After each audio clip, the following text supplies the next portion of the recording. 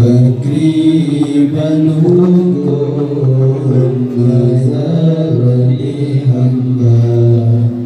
Anak di ulun jaman sabah jan sakin kon wayang sampona za'a padum naubat Ratajul kampung menancid kaoi Rata awliya anak di ulun Jaman sabah jan sakit kon wayang sampona za'a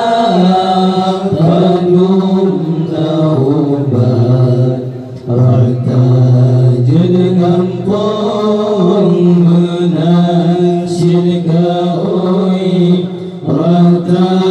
awliya yumasan nabi Orolon gendilon Allah di ulun boleh ananda boleh hati jantung lon pelah gaoi lon aboy rimbani basi urolun kendilon Allah di ulun boleh ananda boleh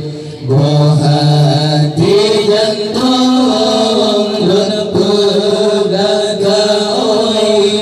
ngeribuy rimbayung masradi hamba Temagu jawab oleh janjungan pesusahan menyanli kata tamita orang yang tak sembahyang ni baru monyan kenan terdekat temaga jawab oleh janjungan pesusahan menyanli kata tamita orang yang tak sembahyang ni baru monyan kenan tertekayung masa Nabi zaman sabojan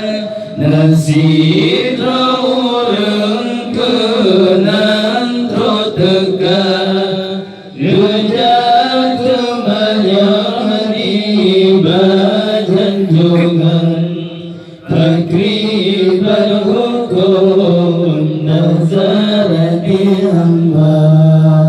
Tak presi kejap ujian ledatangnya ia serayung Tak tunali katahan payah minta Ibu ilam utang ngan ia serayung sudah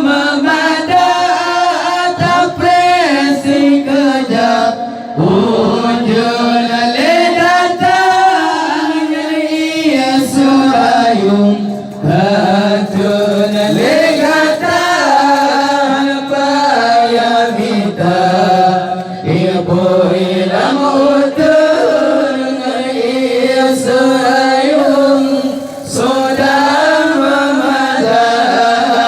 masa Nabi zaman sabadan nasib orang kelan totekan gejat banyak ibadah jungan akriban hukum nazar di hamba